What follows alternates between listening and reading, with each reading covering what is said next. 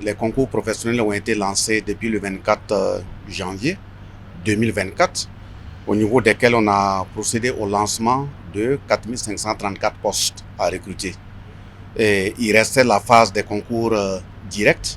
Au niveau de ces concours directs cette année, à travers la mise en œuvre d'un certain nombre de mesures, parmi lesquelles il y a le fonctionnement efficient du SIGAS-PE, à savoir la mise en œuvre de façon efficace de l'ensemble des agents qui se retrouvent sur le SIGAS-PE pour pouvoir déterminer avec exactitude le nombre des agents de la fonction publique.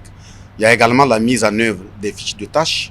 Il y a aussi d'autres paramètres de recensement que nous avons mis en œuvre pour pouvoir maîtriser de façon véritable l'ensemble des agents de la fonction publique. Donc cette année, on va démarrer avec 5 364 postes à pourvoir parce que toutes les études n'étant pas finalisées, au fur et à mesure que nous avançons, en fonction des priorités dégagées par le gouvernement, on peut décider d'un recrutement spécifique dans tel et tel secteur pour compléter. Il y a aussi à préciser qu'en dehors des concours directs, l'État est disposé à recenser l'ensemble des étudiants qui sont sur les sites de production agricole pour leur permettre de s'installer d'eux-mêmes.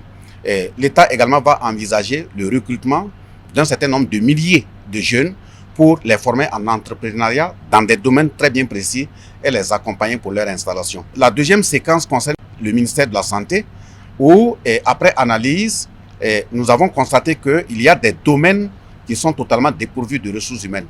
Quand nous prenons les médecins, chirurgiens généralistes ou chirurgiens pédiatriques, nous avons fait le constat que ce sont des domaines qui ne sont pas étoffés, qui ne sont pas fournis. Donc le Conseil des ministres a autorisé, à partir d'aujourd'hui, le recrutement de 50 spécialistes à former par an. Donc 30 chirurgie générale et 20 chirurgie pédiatrique.